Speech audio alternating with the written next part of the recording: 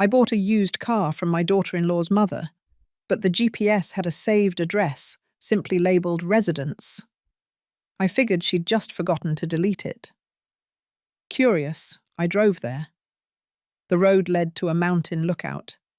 An old man was waiting for me. He looked me in the eye and said something that would change my life forever. But before I get to that moment, I need to tell you who I was, because the woman who drove up that mountain wasn't the same woman who drove back down. My name is Eleanor. I'm 63 years old, and for the past 5 years, I'd been a shadow of myself. I don't know exactly when I stopped living. Maybe it was the day I buried my husband. Or maybe it was after, when I realized the house was still silent, even when I was screaming on the inside. The truth is, it doesn't matter when it started. What matters is that I reached a point where waking up and going to sleep felt exactly the same. Empty, automatic, meaningless. My days were all alike. I'd wake up at 6 in the morning without an alarm because my body had forgotten how to sleep peacefully. I'd make coffee just for myself. I'd drink my cup in the same chair, looking at the same wall. Then came breakfast. After that, the television. Shows I didn't care about. Voices of people I didn't know filling the silence I was afraid to face. In the afternoons, I would sometimes go to the supermarket. I bought the same things. I greeted the same people. I came back home. And just like that, day after day, life was slipping through my fingers like sand. My children called on Sundays. They always asked the same thing. "How are you, Mum?" And I always gave the same answer. "Fine, sweetie, just hanging in there." But the truth was, I wasn't going anywhere. I was stuck, frozen in time, as if my life had ended the day he left, and I simply hadn't realized it yet. Sometimes I'd look in the mirror and not recognize the woman staring back at me. Her eyes were tired. Her mouth had forgotten how to truly smile.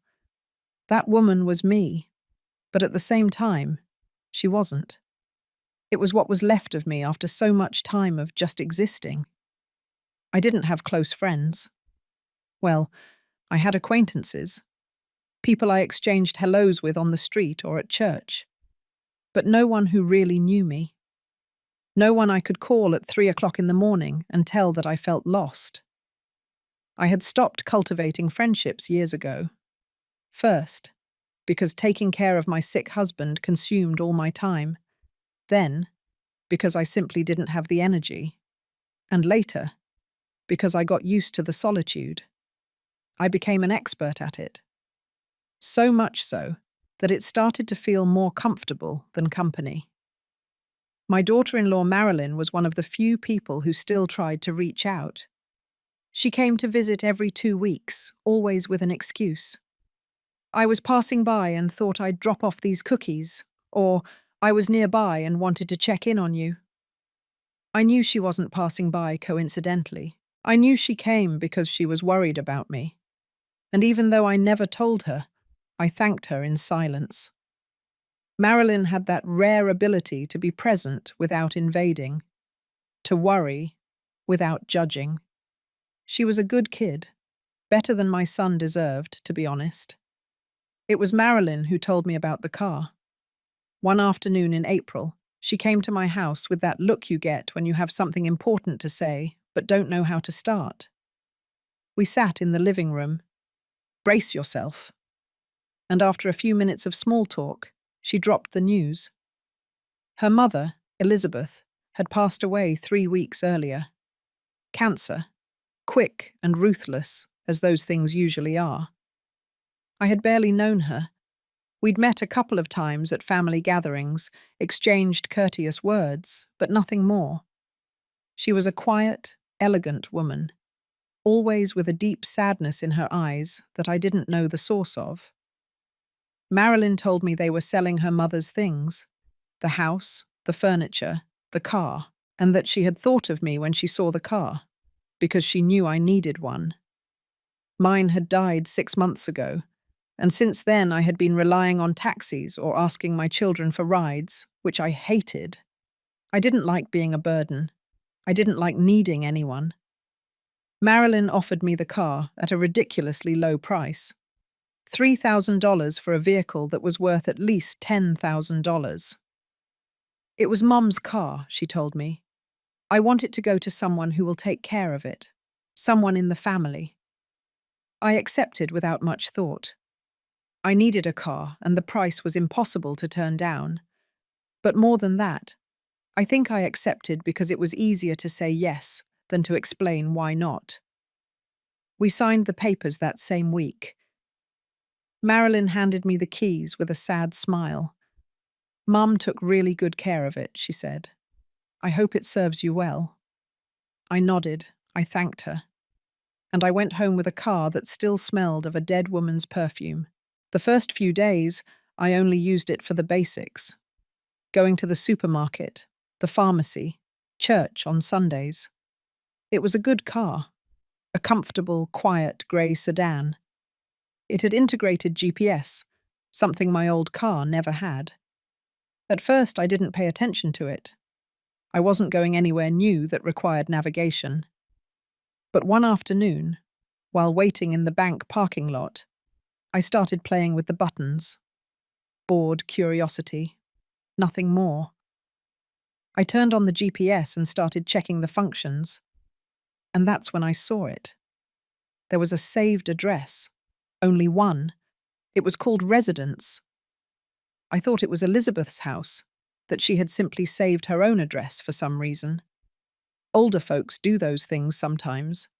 We save redundant information just in case. But something felt strange to me. Why call it residence and not home or house? The word sounded formal, distant, as if it wasn't a place where you really lived, but a place you went. That night I couldn't sleep. I kept thinking about that address, about why it was there, about what it meant. I told myself it was silly, that it didn't matter, that Elizabeth had probably saved it years ago and forgot to delete it. But my mind couldn't let it go, because deep down, I think I needed a mystery, something to break the monotony, something to make me feel curious again. And that address, so simple and so strange at the same time, was exactly that. The next day, I found myself looking up the address online. I copied the GPS coordinates and pasted them into the map. The location appeared in the middle of nowhere. A mountain road, 2 hours outside of Denver. No buildings marked nearby. No clear references. Just a dot on the map surrounded by green. An overlook, maybe. Or an abandoned place. It made no sense. Why would Elizabeth have an address like that saved? What was up there that deserved such a specific name? 3 days passed. 3 days where I couldn't think about anything else. I'd catch myself looking at the car keys, imagining myself driving up that mountain, wondering what I would find at the end of the road. I felt ridiculous. A 63-year-old woman obsessed with an address on a GPS. But at the same time, I felt something I hadn't felt in years. Something like excitement, like anticipation. As if a secret was waiting for me, and only I had the key to discover it. On the morning of the 4th day, I made a decision. I was going to go. I had nothing to lose. No one was waiting for me at home. I had no plans, no reason to stay. And maybe, just maybe, that place held answers. Or maybe it held nothing. But either way, I needed to know. I needed to follow that curiosity to the end. Because if I didn't, I knew I would regret it. And I already had enough regrets in my life to add one more to the list I carried in silence. I left early that morning, before I could change my mind, before reason could convince me it was crazy. I dressed in comfortable clothes, filled a bottle of water, grabbed the keys, and left the house without looking back. The GPS was already on. The residence address was blinking on the screen like an invitation, or a warning. I wasn't sure which one. The first streets were familiar. I passed by places I knew. The bakery where I bought bagels on Saturdays. The park where I used to walk with my husband. The school where my children had studied decades ago. But as I drove further from the city centre, everything started to feel strange. The houses became farther apart. The buildings disappeared. The trees multiplied. And suddenly I was on a highway I had never seen before. The GPS guided me with that calm, robotic voice. Continue for 3 miles, turn right, keep on this road. I obeyed without thinking. My hands on the wheel, my eyes on the road. My mind in a place between fear and curiosity. I didn't know what I expected to find.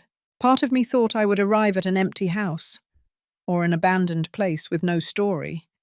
But another part, the part that had kept me awake for 3 nights, knew there was something more. The road began to climb, sharp curves, trees so tall they blocked the sun. The air became cooler, cleaner. I could smell pine and damp earth. It had been years since I had left the city like this, years since I had ventured beyond my small circle of security. And now I was here, climbing a mountain for an address that a dead woman had saved on her GPS. If someone had told me a week ago that I would do this, I would have laughed, or thought I was losing my mind. An hour passed, then another. The road became narrower and narrower, more solitary. There were no other cars, no houses, just the road winding through the trees and the sound of the engine filling the silence. I started to doubt, to wonder if I should turn back. But something inside me said to keep going, that I had already come so far that going back would be worse than continuing. You have arrived at your destination. The GPS voice startled me. I looked up and saw that the road ended in a small dirt clearing. There was space to park 3 or 4 cars, but the place was completely empty. To one side, a stone path led toward what looked like an overlook. I could see a wooden railing in the distance, and beyond that, the open sky. I turned off the engine. The silence that followed was absolute. I sat in the car for a moment, breathing, trying to calm the nerves that suddenly overcame me. What was I doing here? What did I expect to find? But there was no turning back now. I had driven 2 hours to get to this place. I couldn't leave without at least seeing what was there. I opened the door and got out. The cold mountain air hit my face. I wrapped my sweater tighter around me and walked toward the path. My steps crunched on the loose stones. The wind moved the branches of the trees, creating a constant murmur. As I approached the overlook, the landscape opened up before me. Mountains stretching as far as the eye could see. Deep valleys covered in green. A sky so vast it made me feel small and insignificant. But it wasn't the landscape that took my breath away. It was the man standing next to the railing. An old man. He must have been close to 80 years old. He was facing away from me, looking at the horizon. He was wearing a worn brown sweater and dark pants. His hair was completely white. And there was something in the way he stood, so still, so patient, that made me think he had been waiting for a long time. I took another step, then another. My feet seemed to move on their own. And when I was a few yards away, he turned around, as if he had sensed my presence. Our eyes met. And in that moment, I knew this was no coincidence. I knew that this man knew exactly who I was, or at least, he knew why I was there. "You came," he said. His voice was soft, hoarse with age, but full of contained emotion. I stood frozen. I didn't know what to say. I didn't know what to do. I just stared at him, trying to understand what was happening. He took a step toward me. His eyes were moist. "I thought no one would," he said. "I thought the message would be lost, but you came." "I don't understand," I finally managed to say. My voice sounded small, shaky. "Who are you? Why are you here? What message?" The old man smiled, a sad smile that carried decades of pain. "The car you're driving," he said. "It was Elizabeth's." I nodded slowly. "Yes, she was my daughter-in-law's mother. She passed away about a month ago." He closed his eyes for a moment, as if those words physically hurt him. "I know," he murmured. "I knew the moment she stopped coming." My mind was racing, trying to connect the dots. "You knew her," I said. It wasn't a question.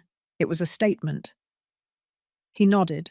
"I knew her my whole life, since we were children, and I loved her every day of those years, even when she wasn't around, even when I thought I would never see her again." There was something in the way he said it that broke my heart. I could feel the weight of those words, the pain of a lifetime of waiting. "Why did she leave the address on the GPS?" I asked. The old man turned back toward the horizon. "Because Elizabeth knew someone would find it. Someone curious. Someone who couldn't leave a mystery unsolved. She told me once that if anything happened to her, she would leave a clue, so I would know she never forgot me. So someone would come and tell me she thought of me until the end." I felt a lump in my throat. I didn't know him. I didn't know his story. But I could feel the enormity of what I was hearing. This man had been waiting here, waiting for a sign, waiting for someone to follow the trail Elizabeth had left. And I had been that person. I had followed my curiosity to this place. And now I was standing in front of a love that had survived decades of separation. "What is your name?" I asked softly. He looked at me with those tired but life-filled eyes. "Robert," he said. "My name is Robert, and you must be someone special to have followed that path. Not many people would have done it." I shook my head. "I'm not special. I'm just a bored old woman who had nothing better to do." He smiled again. "That's what we all say when we do something brave. But the truth is, coming here took courage, more than you think." We stood in silence for a moment, two strangers united by the last wish of a woman who was no longer there. I didn't know what to say. I didn't know how to process all of this, but I felt something changing inside me. Something that had been asleep for years was beginning to wake up, and it had all started with a simple address on a GPS, with a mystery I couldn't ignore, with a curiosity that brought me here. "Tell me," I said. "I want to know who Elizabeth was to you. I want to understand why this place was so important." Robert took a deep breath, and with a voice that trembled between memory and pain, he began to speak. And I, a woman who had stopped listening to stories years ago, stood there, listening to every word, feeling every emotion, living every moment of a love that never died. "I met Elizabeth when we were 8 years old," Robert began. His voice softened as he spoke, as if every word were a treasure kept for too long. "We were neighbors. Our houses were right next to each other in a small town 2 hours from here. She was the most beautiful girl I had ever seen. She had long, dark hair, always pulled back in a braid. And those eyes. God, those eyes could look straight into your soul." He paused for a moment, lost in the memory. I didn't say anything. I just waited. The wind moved his white hair, and he seemed to be seeing something I couldn't see, something that existed only in his memory. "We were inseparable," he continued. "We played together every day. We grew up together. And when we turned 16, I knew I loved her. Not the way a boy loves, but the way a man loves a woman. Completely. Without reservations. Without doubts. And she, I asked softly, did she love you? Robert nodded with a smile that was pure pain and pure joy at the same time. Yes, she told me in this exact spot. We were 17 years old. I brought her here on my old motorcycle. We climbed the mountain at sunset, and when we got to this overlook, she took my hand and told me she wanted to spend the rest of her life with me, that no matter what happened, it would always be the two of us. What happened then? I asked, even though I already knew the answer would be painful. Robert clenched his jaw. Our families happened. My family was poor, very poor. I worked on the farm with my father. We barely had enough to eat. Elizabeth's family was different. Her father owned land. They had money. They had a name. And when we secretly got engaged, when I asked her to marry me, everything fell apart. He moved away from the railing and walked a few steps. I followed him in silence. Her father found out, he continued. I don't know how, but he knew. And he came to my house one night. He told my father that if I kept seeing Elizabeth, he would take away the land we rented. He would leave us on the street. My father begged me to leave her. He told me I couldn't ruin the whole family for a young love, that there would be other women, that in time I would forget her. But you didn't forget her, I said. Robert laughed without humor. How could I? I tried to stay away. I stopped looking for her. I stopped going to the places where I knew she would be. But the pain was unbearable, and she was suffering too. I found out later that she cried every night, that she stopped eating, that her father had to take her to the doctor because she was sick with sadness. 3 months later, Elizabeth found me. She found me working in the fields. She told me she couldn't take it anymore, that she would die if we weren't together. And I, God forgive me, I was weak. I loved her too much to let her go. So we started seeing each other in secret. Here, in this place. It was our refuge, our separate world. We climbed the mountain whenever we could, sometimes just for an hour, sometimes we stayed until sunrise. And at this overlook, we were free. It was only us. How long did that last? I asked. Robert looked at the sky. 2 years. 2 stolen years. 2 years of lies and hiding and constant fear. But they were also the 2 happiest years of my life. Because I had her. Even if it was in secret. Even if it was only in this place. I had her. And that was enough. But it didn't last forever, I said quietly. He shook his head. No. One afternoon, Elizabeth's brother followed us. He found us here. He told their father. And this time, her father didn't come to threaten me. He simply took Elizabeth away. He sent her to live with some aunts and uncles in another city. He took her away from me overnight. No goodbyes, no explanations. One day she was here, and the next she had disappeared. I felt my heart clench. You couldn't contact her? Robert wiped his eyes with the back of his hand. I tried. I wrote letters. They all came back unopened. I went to the city where she was. Her uncle chased me away with a shotgun. They told me that if I ever came near her again, they would put me in jail, that they would invent something if they had to, that I had to forget her and get on with my life. But you kept coming here, I said, looking around the empty overlook. Robert nodded. Every week. For 40 years. I came here every Sunday. At first I came because I hoped she would come back, because I thought she would find a way to return to me. But months passed, then years, and she never came back. I found out she had gotten married, that she had children, that she had built a life without me. "You didn't get married?" I asked, even though I already knew the answer.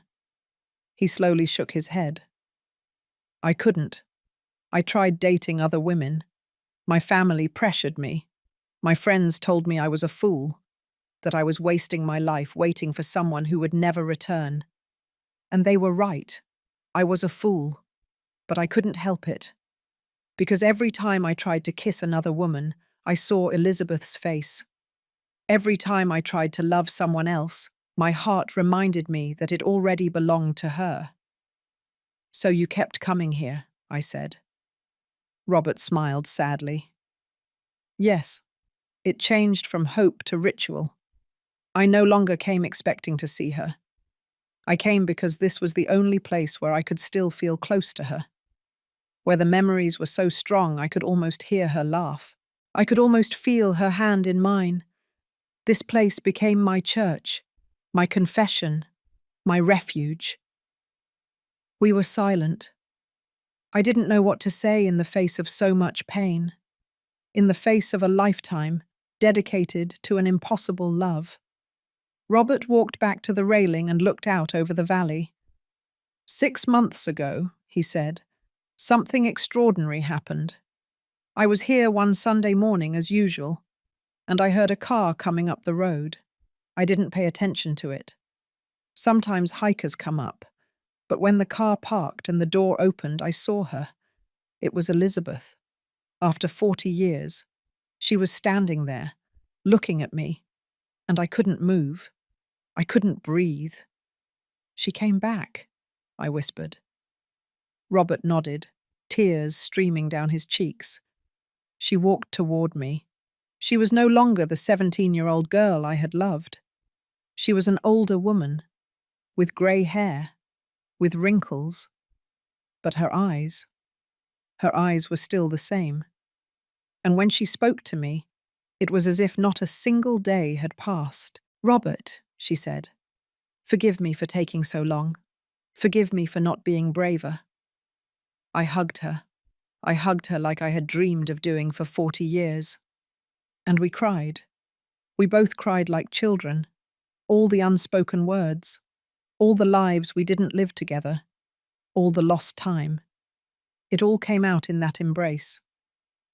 She told me she never stopped loving me, that she thought of me every day of her life, that her marriage had been arranged, that she had been a good wife and a good mother, but her heart was never her husband's.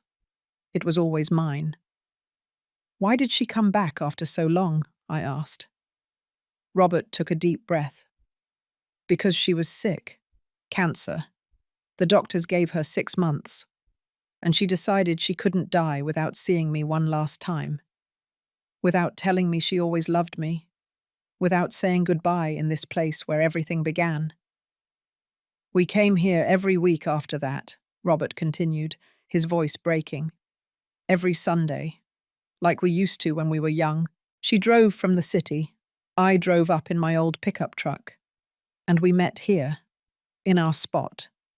We talked for hours, about everything we had lived separately, about the children she had, about the jobs had held, about the dreams that never came true, about the life that should have been ours." He sat down on the ground near the railing. I followed him, sitting down next to him.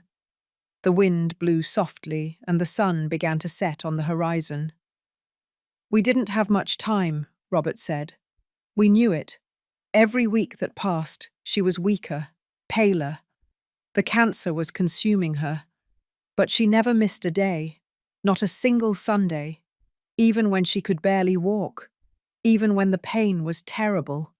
She came, because these moments were all we had." I asked her if she regretted her life, marrying another man, not fighting harder for us. She looked at me with those tired eyes and told me no, that she had loved her children, that she had found purpose in being a mother, but that if she could go back, if she could choose again, she would have chosen me without hesitation. And that, in a strange way, gave me peace. knowing that I wasn't the only one who carried this love all these years. The last time we saw each other was 2 months ago, Robert continued. She was very ill. She could barely breathe. I told her not to come anymore, to stay home, to rest. But she insisted. She told me she needed to see me one last time, that she needed to say goodbye here, in the place where everything began. So she came. Her daughter Marilyn drove her in the car. She helped her get out and left us alone for an hour. Marilyn knew? I asked, surprised. Robert nodded. Elizabeth told her everything. She told her our story. She told her I had been the love of her life. Marilyn cried when she found out. She cried for her mother, for me, for all the time we lost. But she understood, and she was generous enough to give us that last moment together. We sat here, Robert said, pointing to the exact spot where we were. Elizabeth rested her head on my shoulder. I held her, and we stayed like that, in silence, watching the sunset. We didn't need words. We had talked enough during those 6 months. We had already said everything. We just wanted to be together, to feel each other's presence, to memorize that moment, because we knew it would be the last.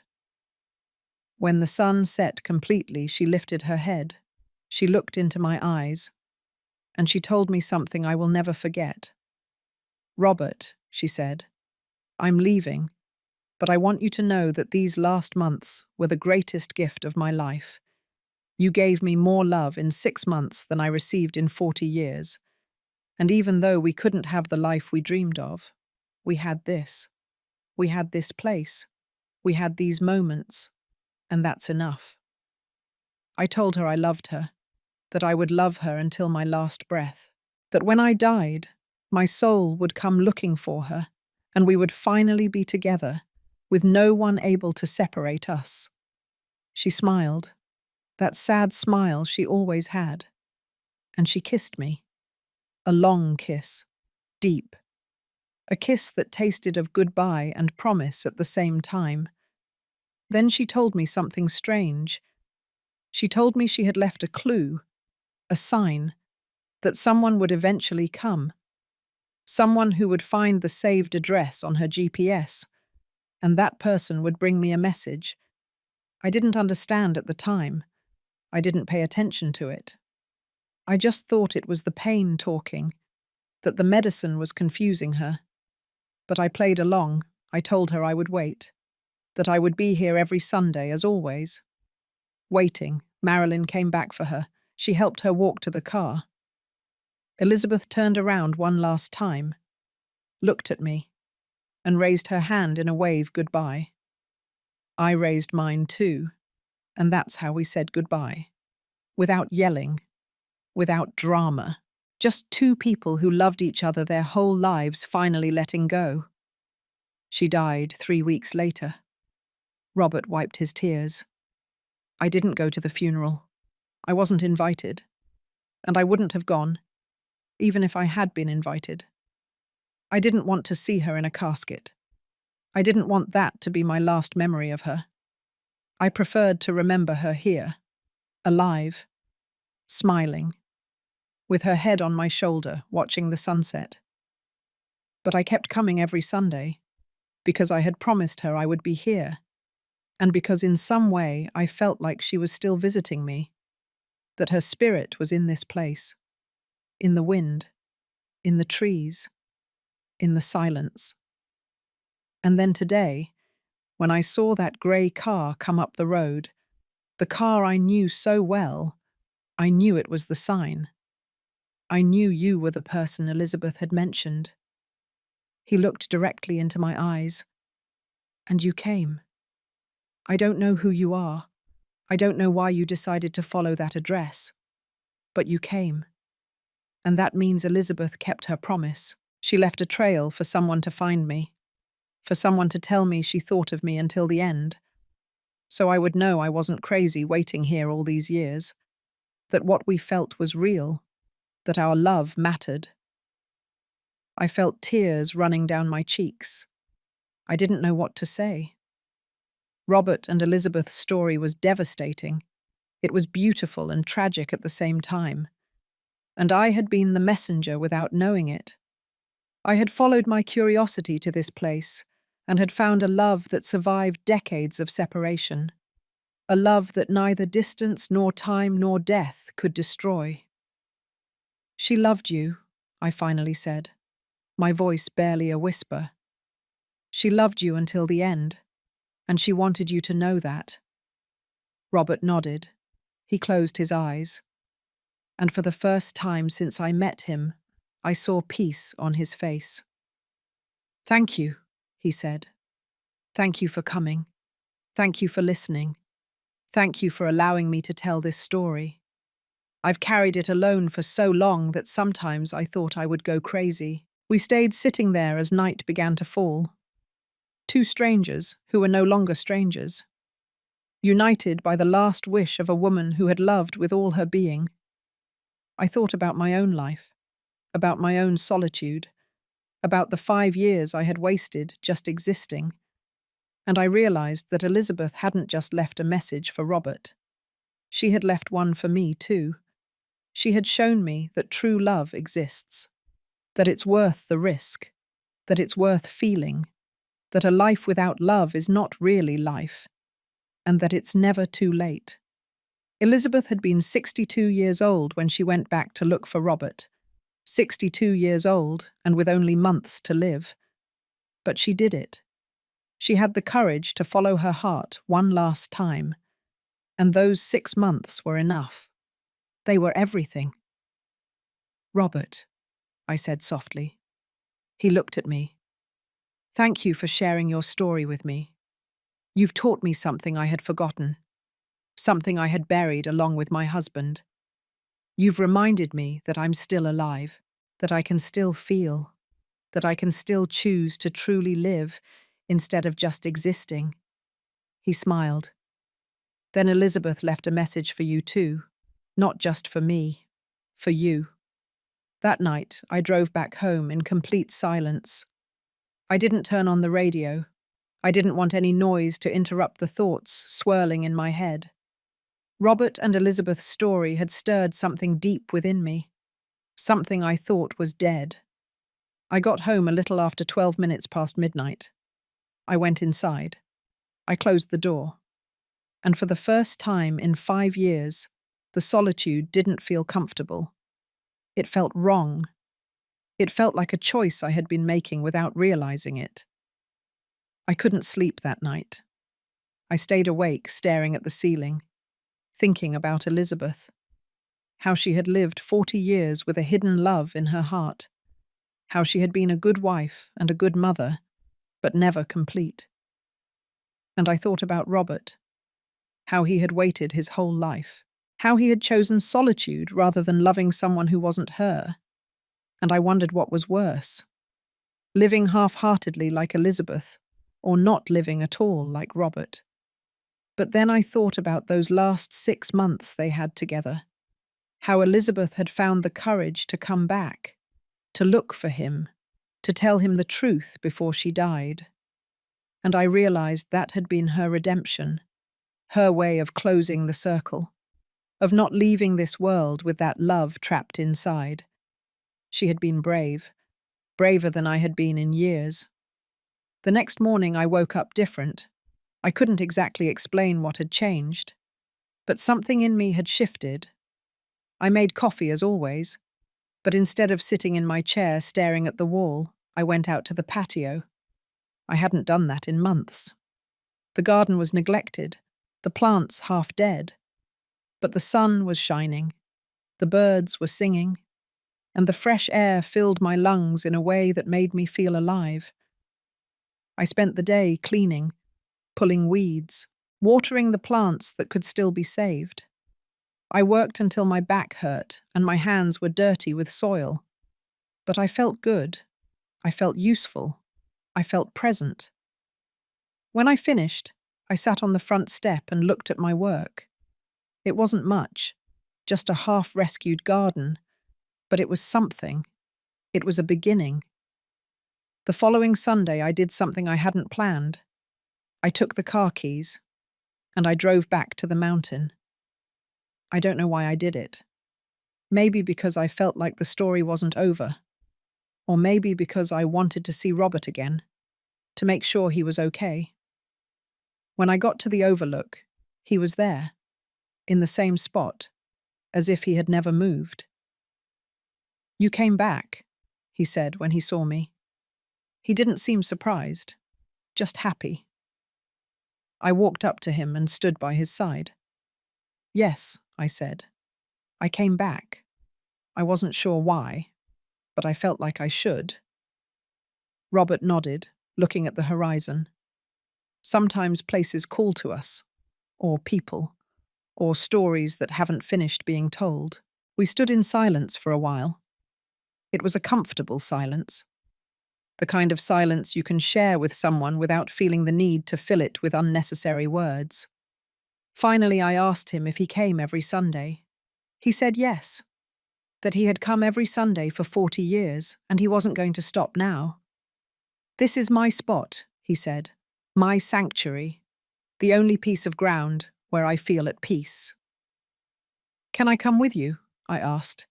The words came out before I could think them. I don't know where they came from, but the moment I said them, I knew they were right.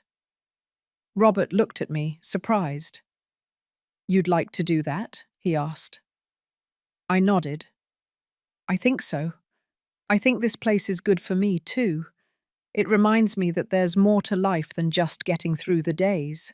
It reminds me that I can still feel something." Robert smiled. "Then come. Come every Sunday if you want. The company would be good for me. I've been alone here for a long time. It would be nice to share this place with someone." And so it began. Every Sunday I drove the 2 hours to the overlook. Robert was already there waiting. At first we just sat in silence, looking at the scenery, breathing the mountain air. But little by little we started talking. He told me more about his life, about the jobs he had held, the things he had seen, the places he had travelled looking to forget Elizabeth, but never succeeding. He told me about his family, about his parents who died without understanding why their son never married, about his siblings who stopped pressing him after years of rejection. He told me he lived alone in a small house near the town, that his life was simple, quiet, solitary, but not unhappy. I also started to open up. I told him about my husband, about how I had loved him, but not in the passionate way he had loved Elizabeth. My marriage had been good, stable, comfortable, but it never had that intensity, that fire that consumes and transforms. I told him that sometimes I felt guilty about it, for not having loved enough, for having let my husband die without knowing that my heart had always been a little asleep. Robert listened without judging. "Not all loves are like mine and Elizabeth's," he said, "and that doesn't make them any less valid. Love comes in many forms, and the fact that you were there for your husband, that you took care of him, that you gave him a peaceful life, that is also love. Not everyone needs the storm. Sometimes the calm is enough." His words gave me a peace I didn't know I needed. I had carried that guilt for years, that feeling of not having been enough, of not having felt enough. But Robert was right. I had loved in my own way, and that was okay. My love didn't have to be like Elizabeth's to count. I had been me, and that was enough. Weeks passed. Sundays became the part of the week I looked forward to the most. They were no longer just another day. They were the day I felt alive again. The day I had something to anticipate. Something that got me out of the house and reminded me that there was a world out there. A beautiful world. A world worth experiencing. I started noticing changes in myself. Small ones at first. I dressed up more. Not just on Sundays, but every day. I wore clothes I liked instead of the first thing I found. I styled my hair carefully. I put on a little makeup. Not out of vanity, but because I started to care about how I looked again. I started to care about me again. I also started going out more. I went to the farmer's market on Saturdays instead of doing everything in one boring trip to the grocery store. I walked in the park. I sat on the benches and watched people go by. I accepted an invitation from a neighbor to have coffee, something I had rejected dozens of times before. And I discovered that talking to someone wasn't so terrible. Laughing, sharing stories. It was nice. It was necessary. My children noticed the change. My son called me one Tuesday night. "Mum," he said, "you sound different, happier." I told him I was fine, that I had started going out more, that I had met a friend. I didn't tell him who Robert was. I didn't tell him the story. Not yet. That was something private, something just for me, something I wasn't ready to share. But I told him I felt better, that I was finally starting to live again. And it was true. After 5 years of just existing, I was finally living. And it had all started with an address on a GPS, with a mystery I couldn't ignore, with a love story that taught me it's never too late to feel, that it's never too late to choose life over survival, that it's never too late to open your heart again. 3 months passed since that first Sunday at the Overlook. 3 months of increasingly deeper conversations. 3 months of shared silences that said more than 1,000 words. 3 months in which Robert and I became something more than two strangers united by someone else's story. We became friends, confidants, company amidst two solitudes that had lasted too long. One Sunday, I arrived at the Overlook, and Robert wasn't in his usual spot by the railing. I found him sitting on a rock on the side of the path. He looked tired, older than usual. I approached, worried. "Are you okay?" I asked. He looked up and smiled, but the smile didn't reach his eyes. "I'm fine, Eleanor. Just a little tired. The years weigh more on some days than others." I sat down next to him. For the first time, I noticed how much he had aged. The deep wrinkles around his eyes, the trembling hands, the way he breathed as if it were a struggle. This man had waited his whole life. He had come to this place for 40 years. And now that he had finally had his goodbye with Elizabeth, it seemed his body had decided it could rest. "You know," Robert said after a long silence, "when Elizabeth died, I thought I would go soon too. I thought that without her, without the hope of seeing her again, I would have no reason to continue. But then you arrived, and I realized that maybe there was another reason. Maybe Elizabeth sent someone to me not just to give me her message, but to teach me that life goes on, that there is still beauty in being alive, even at our age, even after everything." His words touched me deeply. I had thought the same thing, that after my husband there was nothing more for me, that my life was already written, and all that was left was to wait for the end. But these 3 months had shown me otherwise. They had taught me that there is always room for new stories, for new connections, for new beginnings, no matter how old we are. Robert looked at me with an intensity I hadn't seen before. "Eleanor," he said, "can I confess something to you?" I nodded. "Of course, anything." He took a deep breath. "I've enjoyed these Sundays more than I can express. When you arrive, this place feels different. It's no longer just the sanctuary of a lost love. It's also a place of hope, of the present, of life. And I've realized that I look forward to Sundays not just out of habit, but because I know you'll be here." I felt something stir in my chest, something I hadn't felt in years, maybe never. It was different from what I felt for my husband. It wasn't the comfort of familiar love. It was something more intense, more present, more real. I look forward to Sundays too, I said quietly. In fact, they are the only thing I look forward to all week. The rest of the days are just time passing until I can come back here, until I can see you again. We looked at each other for a long moment, and in that silence I understood something that both scared and excited me at the same time. I was falling in love, at 63 years old, with a man nearly 80, a man who had loved another woman his whole life, a man who would probably never be able to love me the way he loved Elizabeth. But even so, even knowing all that, my heart had decided to feel again.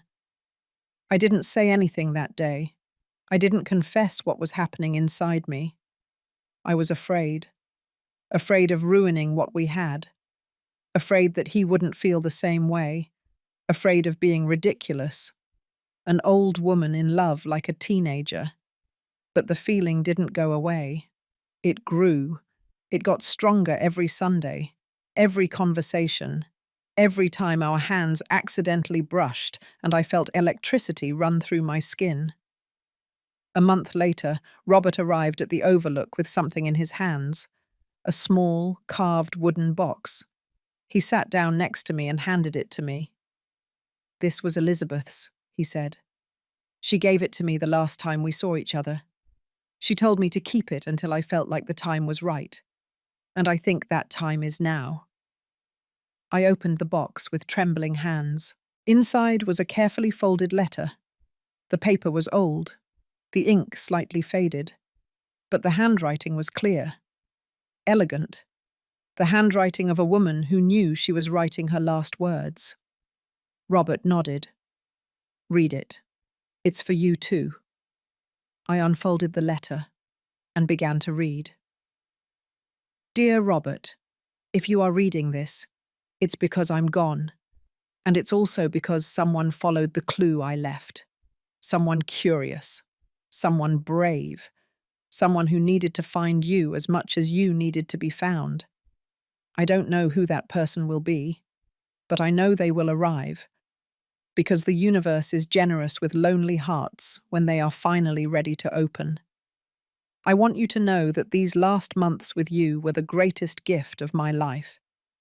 You gave me peace, you gave me closure, you gave me the chance to openly love you one last time.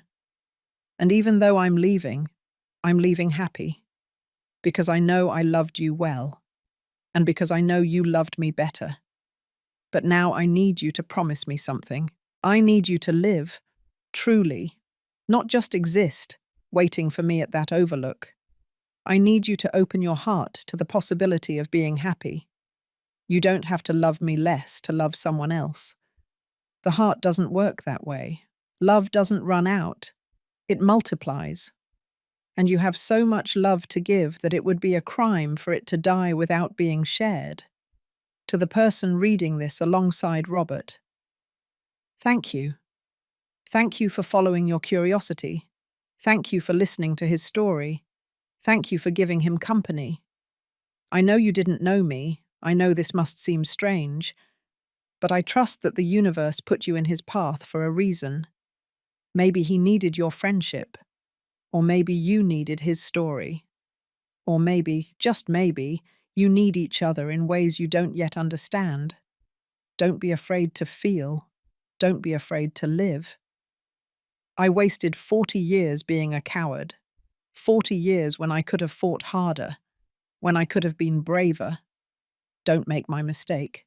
If there's something you want to say it. If there's something you want to do it.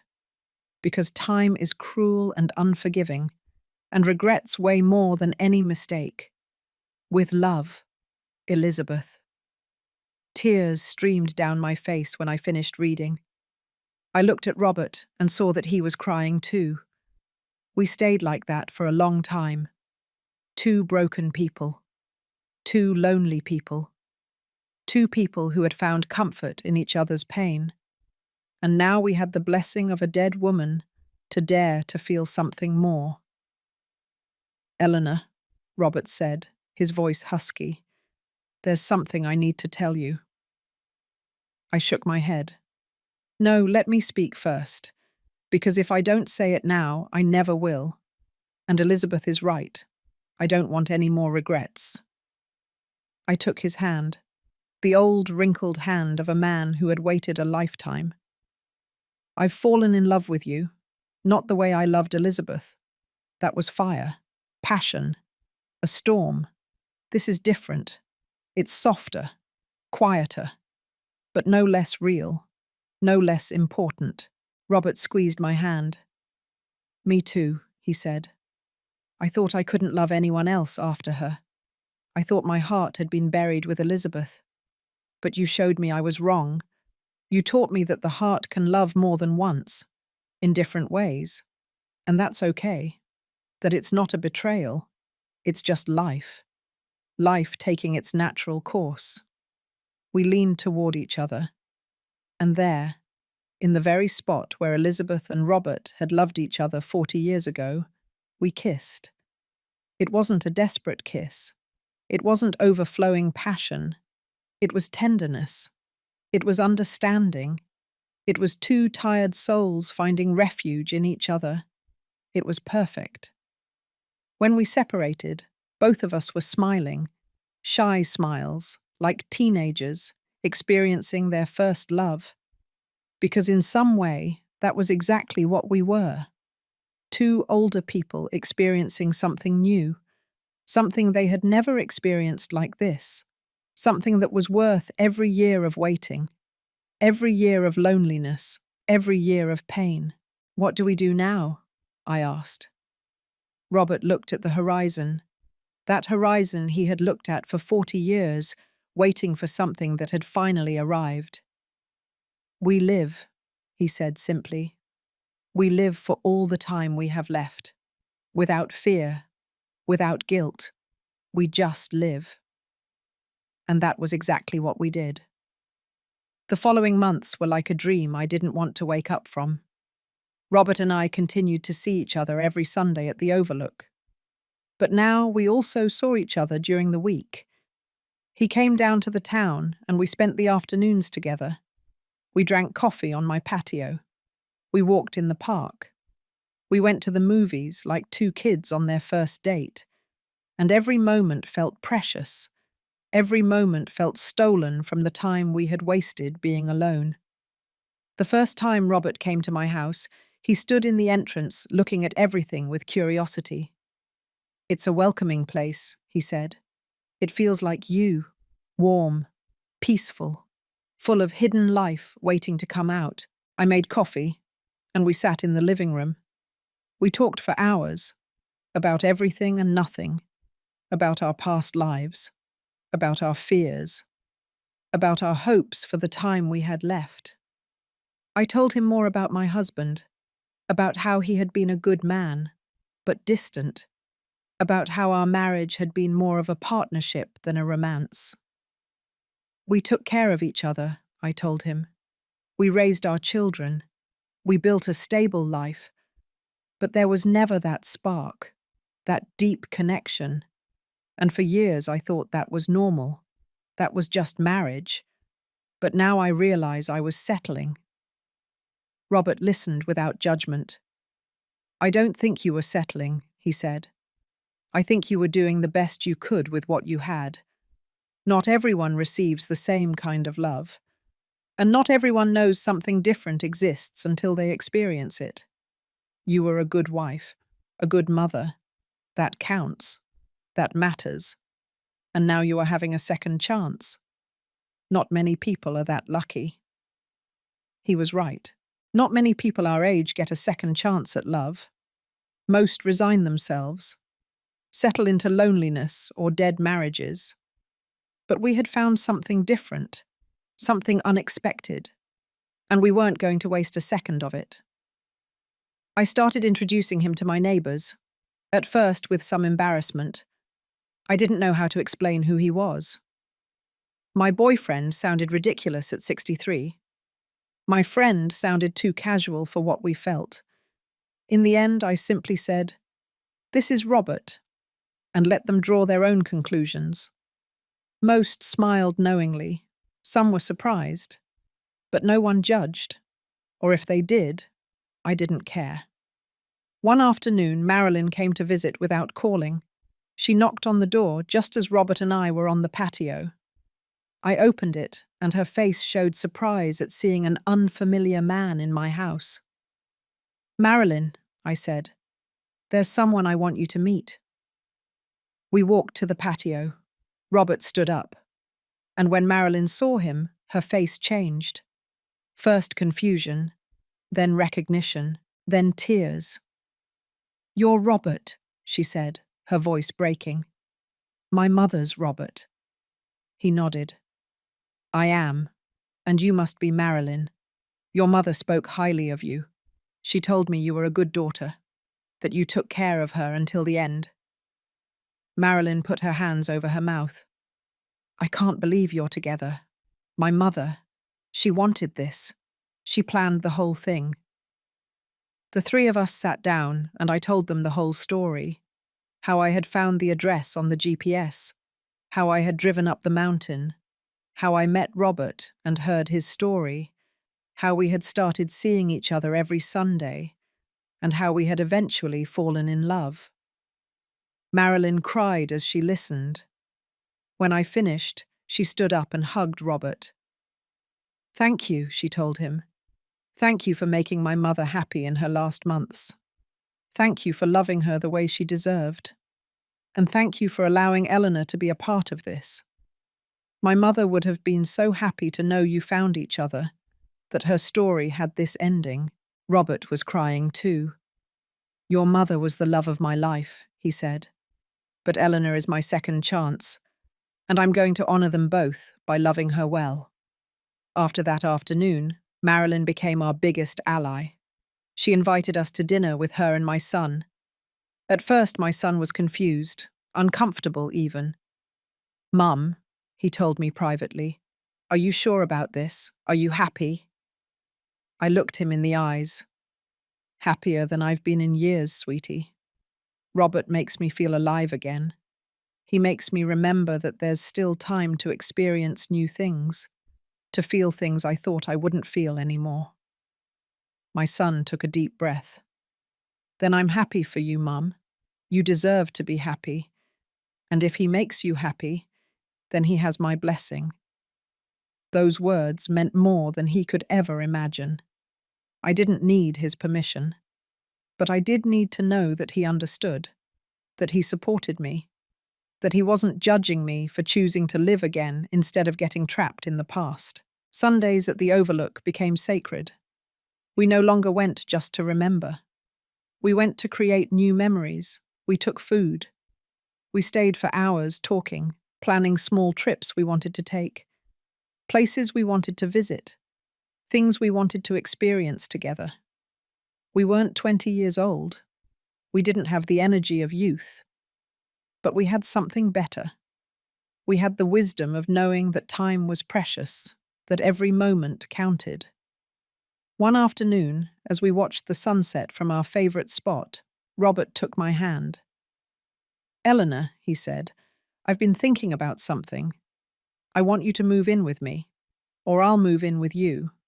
I don't want to keep wasting days. I want to wake up next to you. I want to have coffee with you every morning. I want to share my life with you for all the time we have left." My heart raced. It was a terrifying proposition. Living together, at our age, with our ingrained habits, with our quirks. But it was also exciting. It was the promise of not being alone anymore, of having constant company, of building something together in the time we had left. "Yes," I said without much thought. "Yes, I want to. I want to wake up next to you. I want to share my life with you." We decided he would move into my house. It was bigger, more comfortable, and it was in the town where I had all my things, my doctors, my familiar places. Robert had no problem with that. He had lived alone for decades. Any place would be better if I was there. We started making plans, imagining what our life together would be like. and every plan filled me with an excitement I hadn't felt in years. My children reacted differently. My oldest son was happy for me. My youngest daughter was skeptical. "Mum," she told me over the phone, "you barely know him. What if he turns out to be different when you live together? What if it doesn't work?" I told her it was a risk I was willing to take, that I had spent 5 years not risking anything, 5 years in a comfort zone that was more of a prison, and that I preferred to try and fail than to keep wondering what would have happened. The move was simple. Robert didn't have many things. A few boxes of clothes, some books, old photographs, and a special box that contained all the letters Elizabeth had written him when they were young, the ones her family sent back, unopened, but which he had saved for years.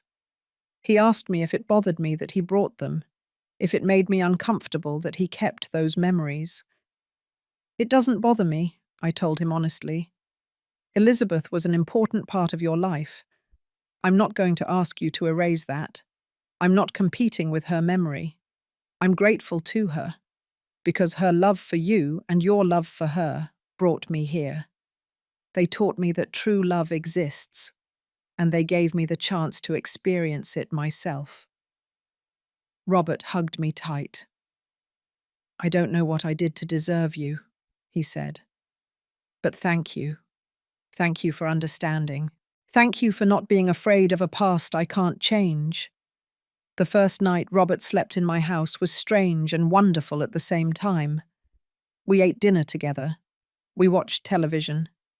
And when it was time for bed, there was a moment of awkwardness. We hadn't talked about sleeping together, about sharing a bed. We were older. Our bodies weren't what they used to be. Our expectations were different. But when we turned off the lights and lay down, he simply took my hand. And that's how we fell asleep, holding hands like two children afraid of the dark. And it was perfect, because we didn't need more than that. We just needed to know we weren't alone, that someone was there, someone who understood us, someone who accepted us with all our wounds and our scars.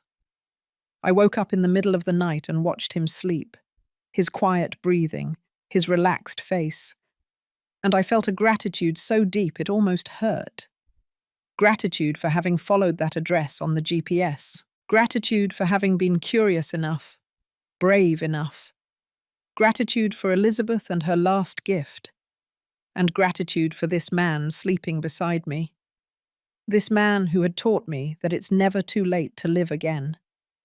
Living with Robert turned out to be easier than I imagined. We got used to each other with surprising naturalness. He got up early and made the coffee. I made breakfast. We spent the mornings reading the newspaper together on the patio. We dedicated the afternoons to walking in the neighborhood or simply being home enjoying each other's company. And we spent the nights talking until sleep overtook us. Not everything was perfect. We had our differences. He was more organized than I was. I was more impulsive than he was. Sometimes we argued over silly things, over how to fold the towels or what temperature to set the air conditioning. But even those arguments had something beautiful about them, because they meant we were building a life together, that we were learning to compromise, to negotiate, to find a middle ground. One morning, 2 months after he moved in, Robert woke up coughing. At first I didn't pay attention to it. It was just a cough, probably a cold. But days passed and the cough didn't improve. It got worse. He tired easily. He lost his appetite. And one night as we slept, I heard him struggling to breathe. That scared me. The next morning I forced him to go to the doctor. The tests took 2 weeks, 2 weeks of uncertainty, of silent fear, of sleepless nights imagining the worst. Robert tried to stay calm, to act like nothing was wrong, but I saw the fear in his eyes. I saw how he looked at things more closely, as if he were memorizing them, preparing to say goodbye. When the results finally arrived, the doctor gave us the news with a delicacy that only made it hurt more. Lung cancer, advanced. It had probably been developing for years without symptoms. Treatment could give him a few more months, maybe a year, but it was aggressive, and at his age, his body might not withstand the chemotherapy. He had to decide: quality of life or quantity of time. We left the office in silence. We got in the car, and we sat there without saying anything. Finally, Robert spoke. "I'm not going to do the treatment," he said. "I'm not going to spend my last months feeling worse than I already do. I want to live, truly live, for all the time I have left. I want to enjoy every day with you without being sick and weak from the medicine." I wanted to argue. I wanted to convince him to fight, to try anything that could give him more time. But when I looked into his eyes, I understood. He had waited a lifetime. He had suffered 40 years of loneliness. And now that he had finally found peace, he wasn't going to waste his last months in hospitals and painful treatments. He was going to live, and I was going to be by his side. "It's okay," I said, taking his hand. "We'll do it your way. We'll live every day as if it were a gift, because it is. And when the time comes, I'll be with you. You won't be alone. I promise you." Robert squeezed my hand, tears in his eyes. "Thank you, Eleanor. Thank you for understanding. Thank you for not forcing me to fight a battle I don't want to fight. Thank you for simply being here." The following months were the most intense of my life. Knowing that time was limited, every moment became precious. We did all the things we had planned. We went to the beach, something neither of us had done in years. We sat on the sand watching the ocean for hours, feeling the sun on our skin, listening to the waves, living fully. We visited nearby towns neither of us knew. We ate at new restaurants. We tried foods we had never tried. We bought ice cream and ate it walking through the park like children. We went to the theatre, the museum, concerts. We did everything Robert's body allowed. And when he was too tired to go out, we stayed home, watching movies, reading, simply being together. Every Sunday we still went up to the overlook, even when Robert could barely walk, even when he had to stop every few steps to catch his breath. He insisted on going. "This place is sacred," he would tell me. "I loved Elizabeth here. I met you here. My life gained meaning here. I want to keep coming until I can't anymore." And so we did. Until the last Sunday he could make it up. That day, sitting in our favorite spot, Robert told me something I will never forget. "Eleanor," he said, "I want you to know that these last months have been the happiest of my life. Yes, I loved Elizabeth with all my soul. And yes, I waited for her for decades. But what I have with you is different. It's real. It's present. It's complete. And I wouldn't trade a single day of this time together for anything in the world." I cried when I heard him say that, because I felt the same way. These months with Robert had been more meaningful than entire years of my previous life. He had taught me to truly live, to feel deeply, not to be afraid of love just because it comes with the possibility of loss. Love always comes with that possibility, but it is worth it. It is always worth it. There came a point when Robert could no longer get out of bed. His body was finally giving up. I hired a nurse to come during the day, but the nights were mine. I lay down next to him. I held his hand. I talked to him about our memories, about the things we had lived together. I read him his favorite books. I put on soft music, and he smiled. Even in pain, he smiled. One night, Marilyn came to visit us. She brought my son with her. They sat around Robert's bed, and he told them stories of his youth, of Elizabeth, of how he had met his dead mother-in-law, of how she had been the love of his life, but I had been his redemption. My son cried. He didn't know that men close to 80 years old could love like that, with such intensity, with such purity. Before leaving, my son hugged me. "Mum," he said, "I'm sorry I doubted this. I'm sorry I didn't understand from the beginning. What you two have is special. It's rare, and I feel lucky to have witnessed it. You taught me that it's never too late for love, that you should never give up." Those words gave me peace, because they meant that what Robert and I shared hadn't just changed us. It had touched others too. It had inspired. The last week was the hardest. Robert slept most of the time. When he was awake, he could barely speak, but his eyes said everything. When he looked at me, I saw gratitude, love, peace, and I tried to return that same look, to tell him without words that it had been worth it, that I would do it again, that I didn't regret anything. The last night, I lay down next to him as always. I whispered in his ear, "I love you, Robert. Thank you for teaching me to live again. Thank you for showing me that love can come at any time, at any age. Thank you for choosing me."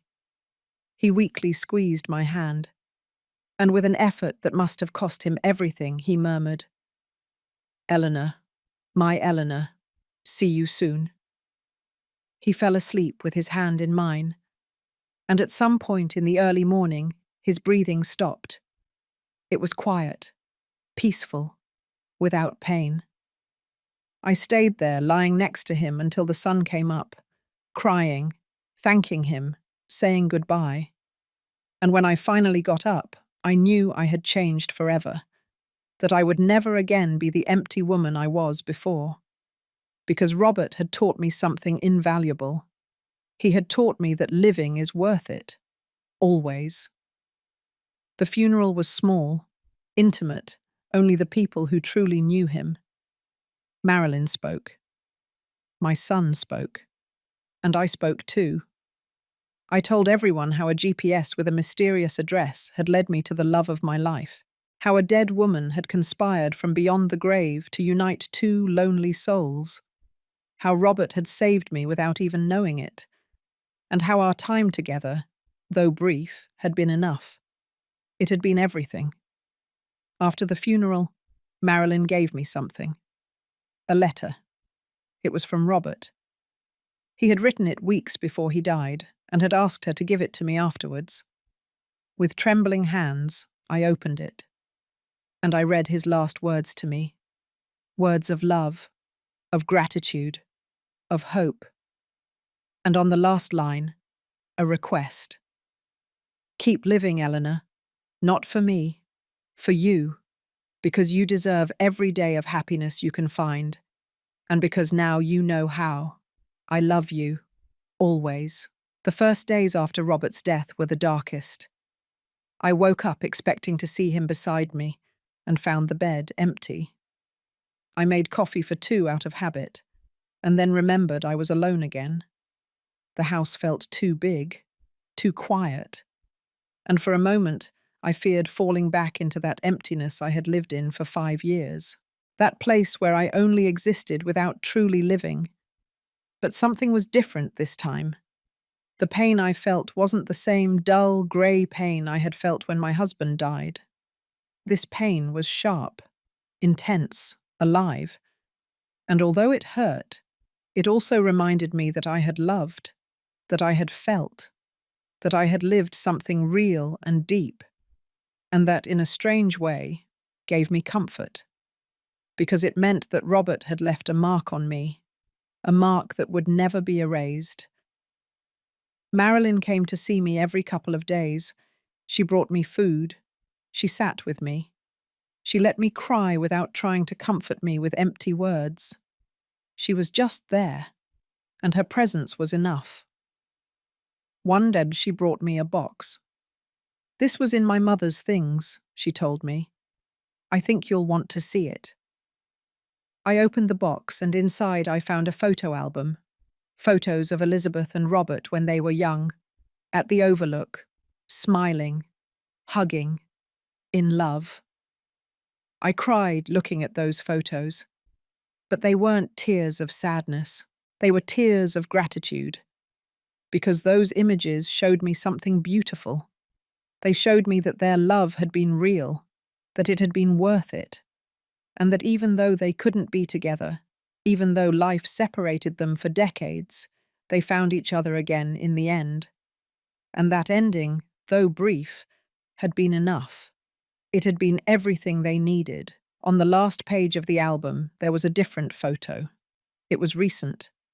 Elizabeth and Robert at the Overlook. Both old, both tired, but with the same smiles they had in the photos of their youth. Marilyn told me that she had taken that photo the last day her mother saw Robert, the day of the goodbye, and seeing them like that, together one last time, broke and healed my heart at the same time. Weeks passed, then months. The pain didn't disappear, but it became more manageable. I learned to live with it, to carry it as part of me.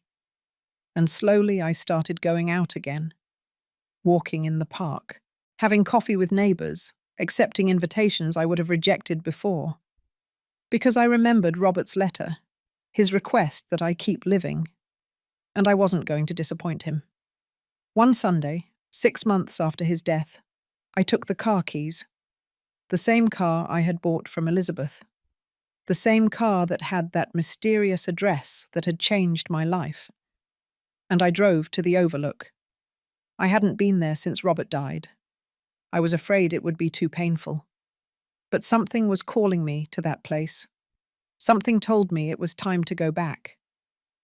When I arrived, the place was exactly as I remembered it. The wooden railing, the tall trees, the infinite horizon.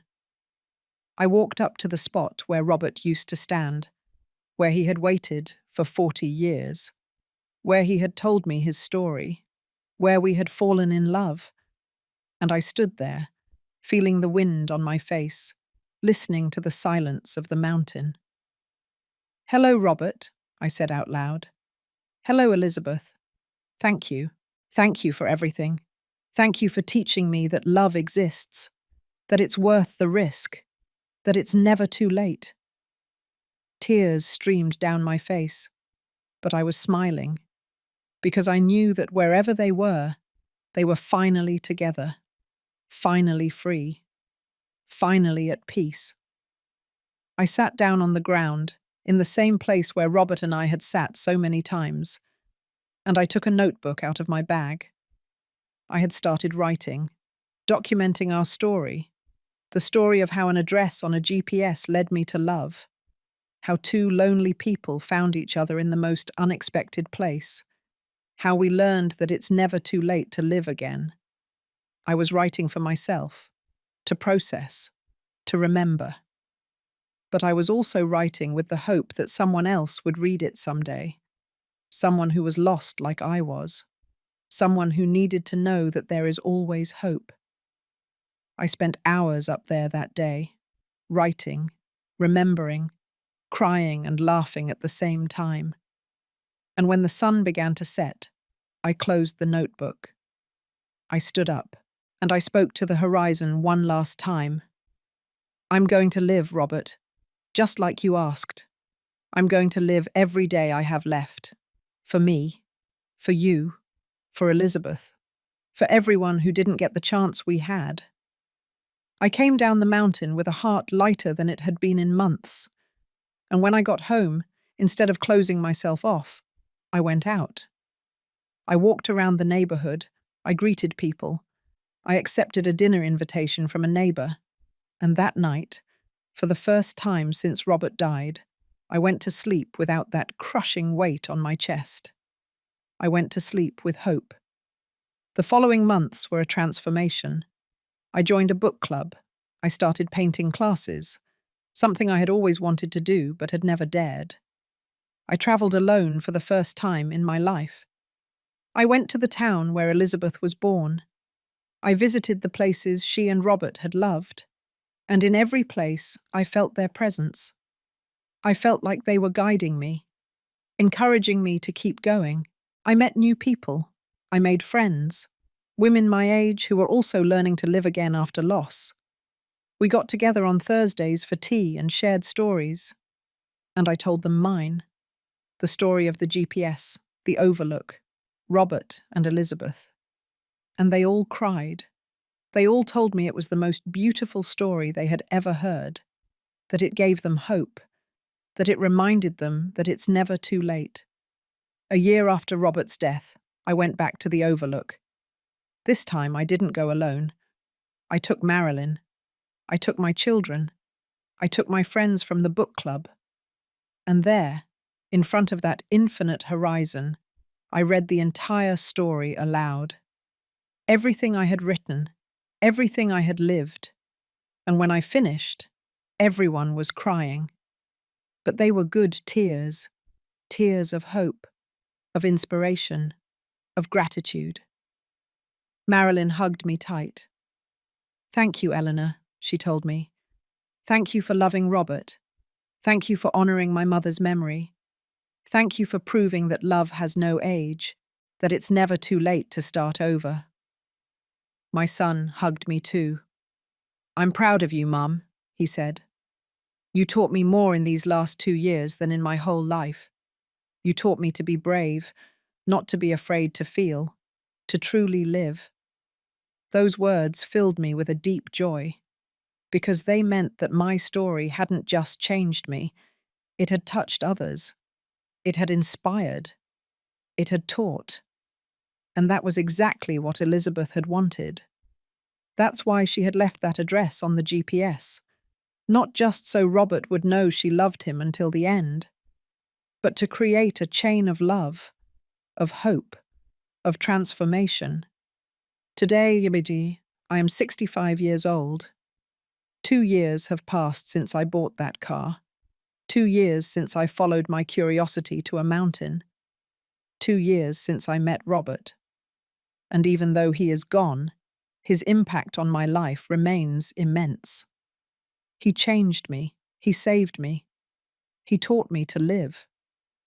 I am no longer the empty woman who only existed.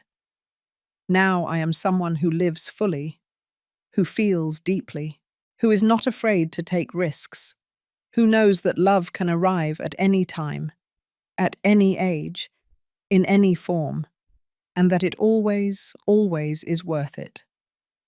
I still go up to the Overlook every Sunday. It's my ritual, my way of honoring Robert and Elizabeth, my way of reminding myself that I must keep living. And every time I'm up there, looking at that infinite horizon, I feel like they are with me, guiding me, protecting me, reminding me that life is a gift, that every day counts, that it's never too late.